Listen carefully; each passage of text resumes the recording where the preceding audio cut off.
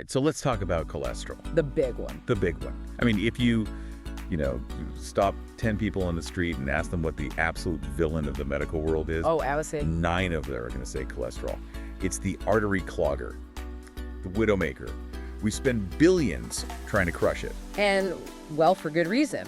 For the last 50 years, the data on cardiovascular health has been crystal clear. You want those numbers low or you're risking a heart attack. That hasn't changed. Right. But we've got a stack of research here today from the European Journal of Pharmacology, MD Anderson, the American College of Cardiology, and it paints a much messier and, frankly, more terrifying picture. It really does. Because when it comes to cancer, cholesterol isn't just clogging pipes. It's acting as like high-octane fuel for tumors. It's a literal cloak to hide cancer cells from your immune system. And just to make everyone's head spin a little more, we're going to look at data that shows having cholesterol levels that are too low might actually be an early warning sign that something is very wrong. It's a total paradox. So today we are diving into the field of cardio-oncology. It sounds like a niche crossover episode between two medical dramas, but it's really about this love-hate relationship between fat and cancer. And our mission today is to figure out how modern medicine is trying to starve tumors of cholesterol without, completely wrecking the patient's heart in the process. That is the tightrope walk. We've historically thought of these as two separate problems. You see an oncologist for the cancer, a cardiologist for the heart. They stay in their lanes. They stay in their lanes, but biologically, those lanes are just colliding in ways we are only now starting to understand. So let's start with the tumor itself. We tend to think of cancer as this chaotic, growing mass, but these papers describe it more like a highly efficient, hungry machine. It has supply chains. Think of a tumor like a massive construction project that's running 24/7. If you want to build a skyscraper, you need steel, you need concrete. If you want to build new cells rapidly, which is what cancer does, you need membrane. You have to build the outer shell of the cell. And the number one building block for those membranes is cholesterol. So they're metabolically dependent on it. They're addicts. They are absolutely addicted to it. Cancer cells actually undergo what's called metabolic reprogramming. So they don't just wait for cholesterol to float by in the blood. No, they actively hijack the body's systems to get more. There's a specific protein, it's called SREBP, sterol regulatory element binding protein. SREBP. Sounds like a Soviet spy agency. It does, doesn't it? In a healthy cell, SREBP is like a thermostat that regulates fat production. It keeps things balanced.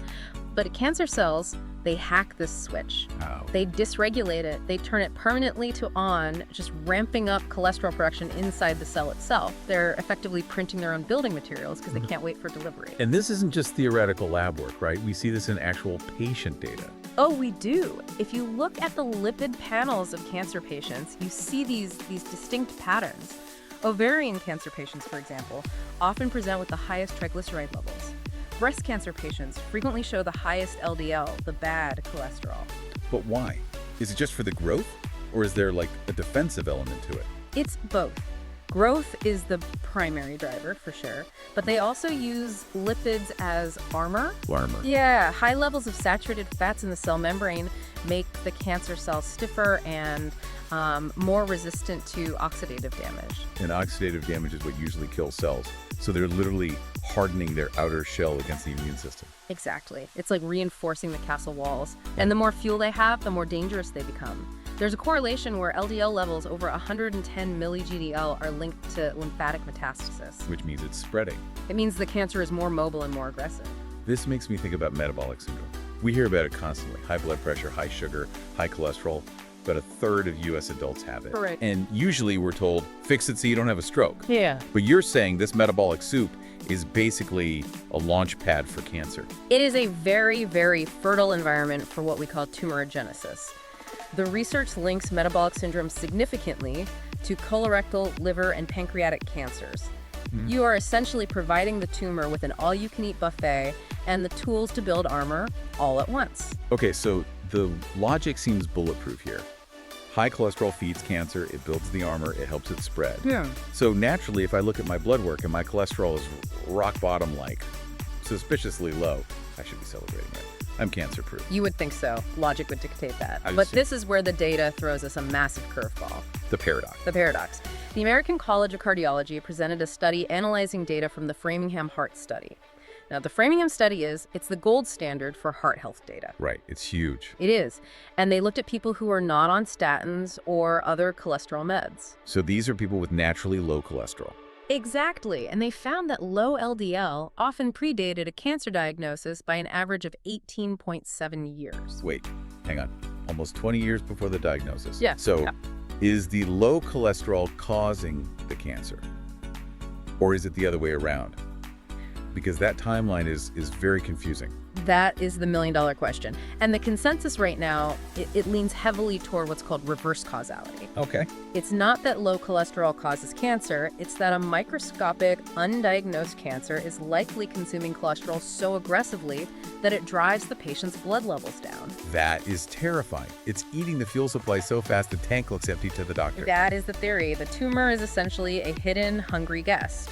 So it suggests that while high cholesterol feeds an established tumor, an unexplained low cholesterol might be a long-term biomarker, a metabolic footprint of a hidden cancer. Which really complicates things for a general practitioner, right? Right. You can't just look at a lipid panel, see low numbers, and say, great job, you're the picture of health. No. You have to ask, why are they low? Context is everything. If you changed your diet, you started running marathons, low cholesterol is great. If you are eating cheeseburgers on the couch and your cholesterol drops for no reason, that is a red flag. And that context gets even darker once a patient is actually diagnosed and starts treatment. Because now we have to intervene. And the weapons we use to kill cancer are often disastrous for lipid health. This is the cardio part of cardio-oncology. We are entering the treatment trap. It's a vicious trade-off. I was reading through the side effects of these common cancer drugs in the source material, and it's brutal. It feels like you're trading one life-threatening condition for another. Survival is the priority, obviously. You treat the cancer first. But cardiovascular disease has become a leading cause of death in cancer survivors. And a huge driver of that is treatment-induced dyslipidemia. Meaning the drugs themselves send cholesterol through the roof. They do? Let's get specifics so people can understand the scale of this. Say I'm being treated for prostate cancer. Okay, so the standard is ADT androgen deprivation therapy.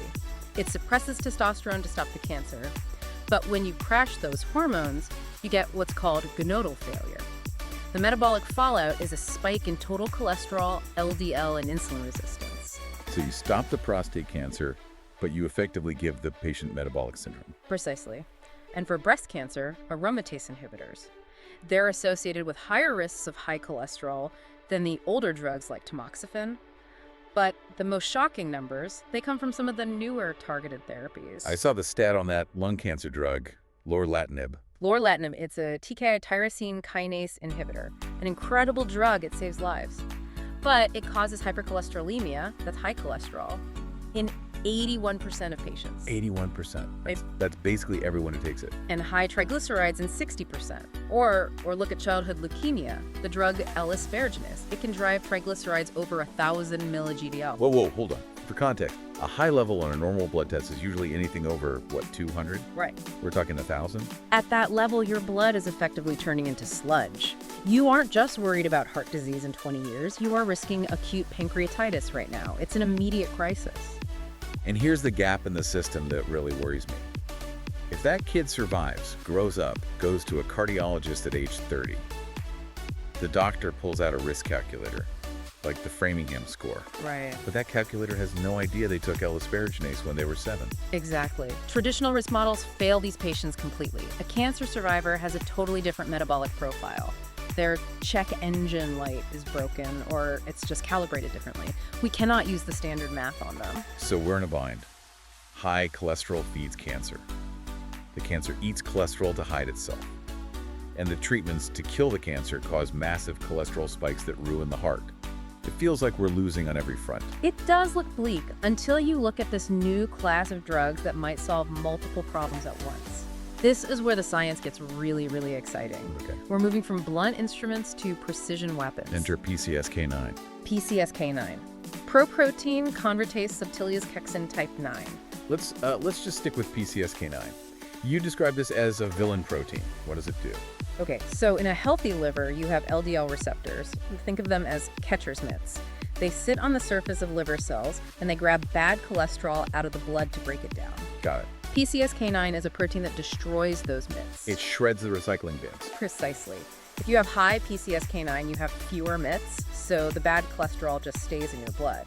And that's why pharma companies develop PCSK9 inhibitors. Right. Drugs like evolocumab, they block the protein, save the MITs, lower cholesterol, standard heart stuff. Exactly. But then researchers noticed something weird happening inside tumors. Which was? Tumors love PCSK9, they overexpress it. And it turns out they're not just using it to mess with cholesterol, they're using it to hide from the immune system. This is the cloaking device concept. It is. So our cells have a flag system called MHC1. Major histocompatibility complex class 1. A flag system. This flag sits on the surface of every cell, and it tells your T cells, the immune system snipers, hey, I'm infected, or I'm cancerous, come take me out. And PCSK9 cuts down the flag. It degrades it. The tumor uses PCSK9 to pull those MHC1 flags inside the cell and destroy them. So the T cells, they just fly right by. They can't engage because the target is invisible. That is just sophisticated biological warfare. So if we use a PCSK9 inhibitor, the heart drug, we get a double benefit. First, we lower the cholesterol, starving the tumor of its fuel. right, Second, we stop the degradation of the MHC1 flags. right, We effectively turn off the cloaking device. so the T cells can see the enemy again. Exactly. And this is why there is so much hype about combining these heart drugs with immunotherapy. Checkpoint inhibitors, drugs like Keytruda. Yeah, those are the ones that take the brakes off the immune system. Right, but taking the brakes off doesn't help if the car doesn't have headlights. PCSK9 inhibitors turn on the headlights. The synergy is incredible. You're attacking the cancer from two completely different angles with one metabolic switch. It's amazing that a cholesterol drug could be the key to making cancer drugs work better. And I saw one more bonus in the research. Something about sepsis. Yes, this is a crucial side note. Cancer patients are about 10 times more prone to sepsis, which is a massive, life-threatening infection. Okay. It turns out PCSK9 also interferes with the liver's ability to clear bacterial toxins.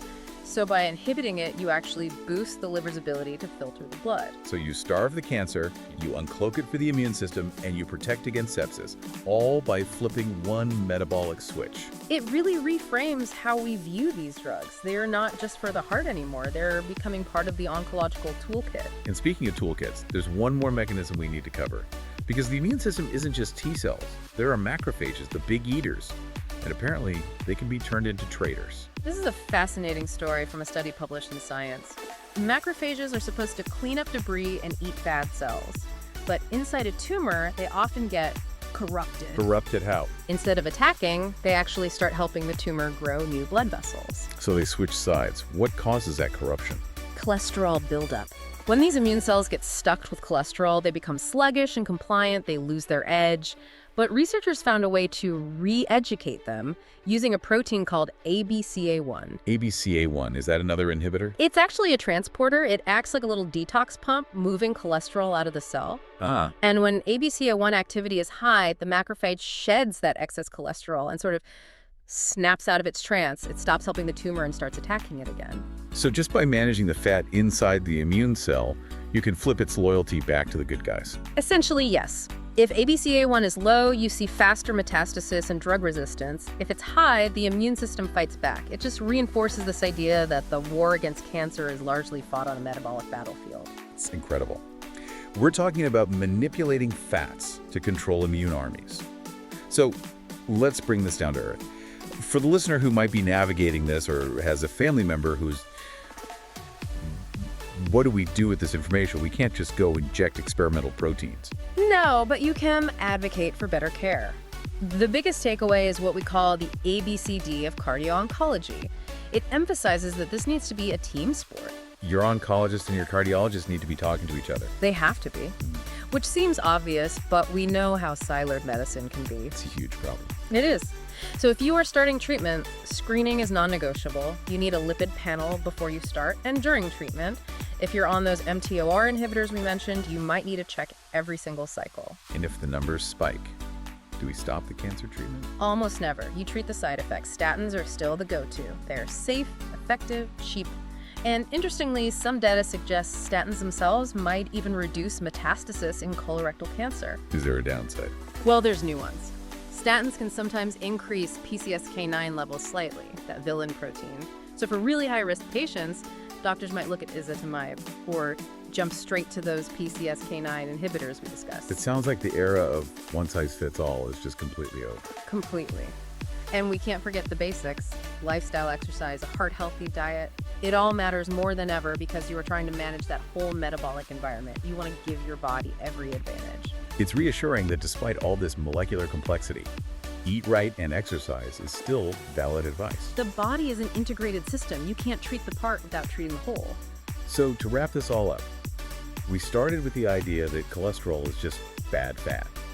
It turns out it's fuel, it's armor, and it's a cloaking device for cancer. And we learned that while treatment saves your life, it can wreck your metabolism, which is why that monitoring is so critical. And we've moved from just trying to poison the tumor to actually managing the terrain it fights on, starving it, uncloaking it, re-educating the immune system, all by pulling levers on lipid metabolism. That is the big picture. The future of cancer treatment looks a lot like a merger between immunology and cardiology. It leaves me with this final thought then. If low cholesterol 18 years ago can predict cancer and high cholesterol feeds it, does our current definition of healthy cholesterol need to be thrown out the window? Maybe healthy needs to be completely personalized based on your individual cancer risk, not just your heart risk. It's a provocative idea, and it suggests that the next big breakthrough in curing cancer might not come from a chemo lab, but from the heart medication aisle. Something to think about. Thanks for diving in with us. Always a pleasure. Thank you for watching. Please subscribe, like, and share.